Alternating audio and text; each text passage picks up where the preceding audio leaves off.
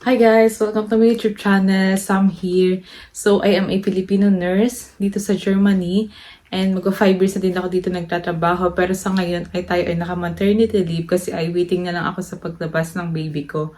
So, sa past few vlogs ko po, nag-share ko yung pregnancy journey ko dito sa Germany. Kasi syempre, iba pa din yung panganak sa Pilipinas. Kumbaga, yung journey ng pregnancy sa Pilipinas saka dito sa Germany. So, as a first time mom, madami din akong tanong kung paano ba pumunta sa check-ups dito, kung paano ina-address ng midwife, kung anong ginagawa sa check-ups, kung gaano kadalas, kung anong test yung mga ginagawa. So, sobrang dami ko ding tanong. Kaso, wala po ako nakikita nag-share mismo ng pregnancy journey nila ng mga kababayan. So, naisip ko, why not document ko na lang yung pregnancy journey ko mismo para din naman makarelate yung mga first time mom o kahit hindi first time mom, yung mga first time na nagbubuntis dito sa Germany. So hopefully, this would be helpful. And kung may mga questions man kayo, i-comment nyo na lang po. Nilagay ko na lang din yung Instagram account ko dyan para makapag-share tayo ng ating mga experiences and insights. So, lahat po ng i-share ko dito ay based sa experiences ko, based sa mga napapanood ko sa YouTube, based sa mga nare-research ko. Kung may masabi man po ako na hindi tayo magkatulad, ayun nga po, case to case naman talaga ang pregnancy. So for today guys, gusto ko lang i-share kung ano yung nangyari sa akin ngayong araw. So ngayong araw ay tayo ay 40 weeks and 6 days na. So bukas ay 41 weeks na tayo.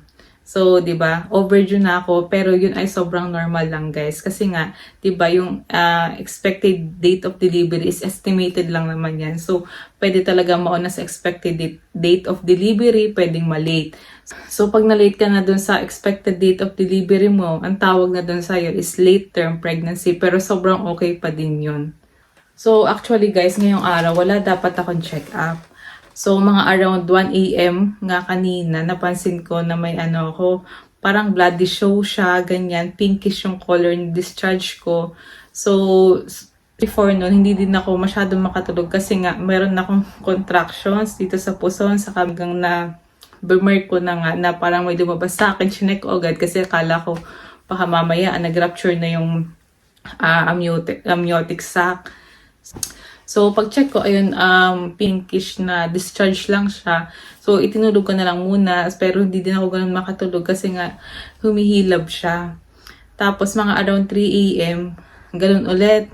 Pero, this time, parang mas madami siya. So, nag-check ako sa CR, pagtingin ko, parang siyang pure blood ang pagkatingin ko sa kanya na dot. Pero hindi naman yung talagang nagbe-mens ka na heavy yung bleeding. So, hindi din ako masyado nagpanic kasi alam ko nga na baka mucus plug lang, na-dislodge na yung mucus plug ko. Pero if heavy sound na yung bleeding, syempre, tinawagan ko na yung hebami ko. Pero hindi nga. So, nag-try lang ulit ako makatulog kasi hindi pa nga ako natulog. Pero plano ko na talaga, kinaumagahan, tawagan talaga yung Chrysal kasi nga para inform sila. Kasi para syempre, may peace of mind din naman ako. So, hanggang yun, dumating yung 8 a.m. Nag-check muna ulit ako sa CR. Nakita ko parang may, na siya, may blood pa din. Blood talaga yung pagkatingin ko. Hindi siya pinkish, blood talaga siya. So, pagka-check ko, tinabagan ko na din yung Chrysal. Sabi ko, ganito yung nangyari sa akin noon itong gabi. Sabi niya, punta ka na lang dito para ab clearance. So, para ma-check, ma-control. So, nagpunta ako, nag-ayos na ako, nag-breakfast ako. Kasi baka nga mamaya i-confine na ako doon or something. So, nakarating ako doon, 10 a.m. Pagdating ko doon, syempre alam na nila kasi sinabi ko, tumawag ako, na ganito yung brush burden ko. As usual, hinuk ako sa CTG, yan, for 30 minutes. Pero nag-CR muna ako.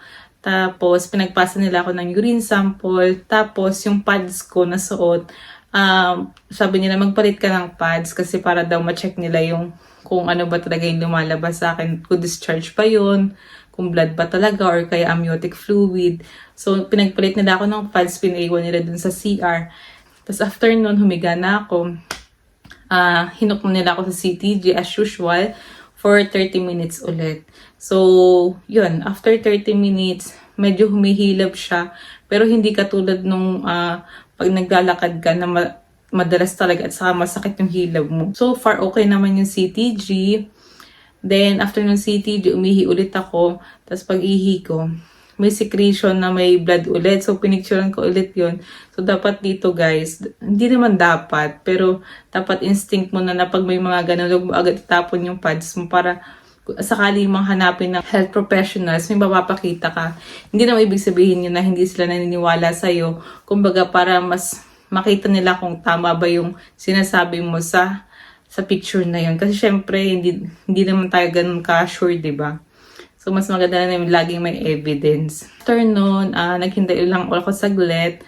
Tapos, yun, in-ultrasound ako ng doktor. Sinabi, history taking.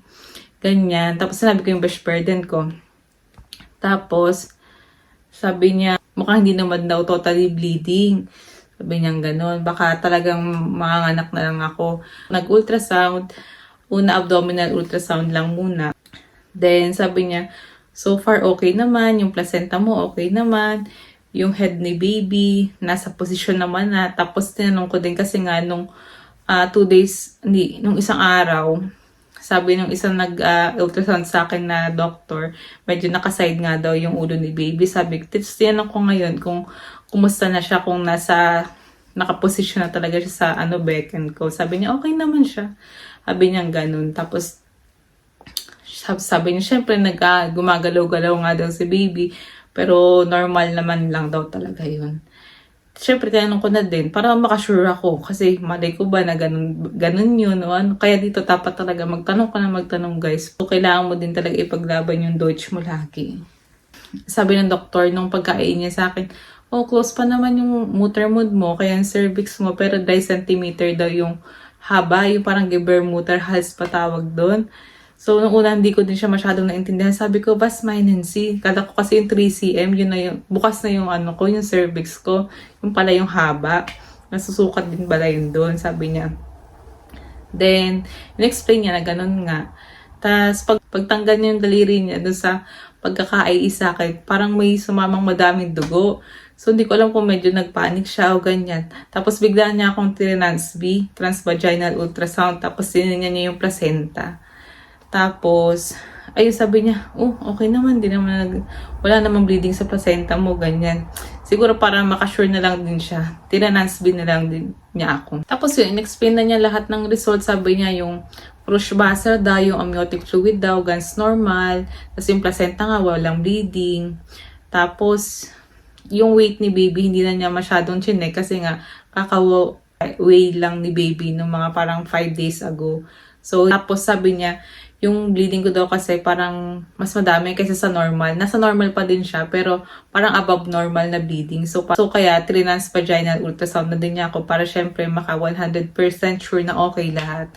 Tinanong niya kung kailan yung ulit yung check-up ko sa Prowen Arts ko, dun sa Praxis. Sabi ko, bukas may check-up ulit ako. Sabi niya, sige, punta ka na lang doon para ma-check ulit ko ba yung CTG. Usually, CTG lang naman ginagawa doon. Tapos yung urinalysis. Then, sabi niya, i-monitor mo na lang yung bleeding ko mo kung magtuloy-tuloy. Pero sabi niya, kasi nga inai kita, nag-transvaginal ultrasound tayo, baka medyo madaming lumabas. Normal lang yon.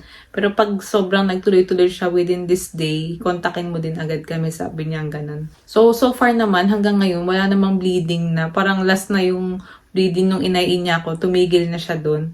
Then, ang nararamdaman ko na nga lang yung hilab, pero wala naman lumalabas na amniotic fluid, ganyan. So, parang intact din talaga yung amniotic sac ko. Kumbaga, hindi pa pumutok yung panubigan ko. Then, hanggang mag-iintay na nga lang ako ng check-up ko bukas. Tapos, tingnan natin kung anong mangyayari. So, sana okay naman lahat hanggang bukas. Pero sabi niya, baka hindi ko na kailangan magpa-check up bukas kasi baka mamaya mag-labor na ako ngayong gabi, ganyan. Kasi nga, hindi natin masabi kung kailan mag-start yung labor. Basta dumadating na lang yan pag talagang ready na si baby. So, ayun lang guys. Hanggang sa nagpaalaman na kami, sabi niya, huwag ka mag-worry, ganyan. Basta pag may problema, tawag ka lang agad. Yun yung maganda dito. Basta may konting concern ka, pwede kang tumawag sa kanila anytime. Saka anytime, pwede ka talagang pumunta agad sa kanila. Check up. Buti na lang talaga maganda dito sa amin. Malapit lang kami sa hospital. Mababait yung staff. Ganyan, may ilang staff, syempre, depende yan sa nangyari ngayon, nung araw na yun. May ilang staff, syempre, na medyo mataray, pero ganun talaga, hindi mawawala yan. Kasi mga doktor dito, mababait naman din. Saka, Pag hindi mo naintindihan, yun lang guys, pag hindi mo naintindihan, magtanong ka pabalik. Huwag kang iya ng iya, kasi mamaya, iba na pala yung result mo, tapos siya ka lang nang iya.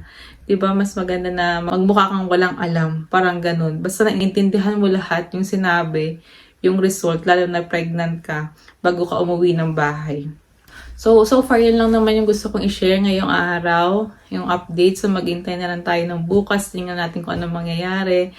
Yeah, see you on my next vlog. Tschüss!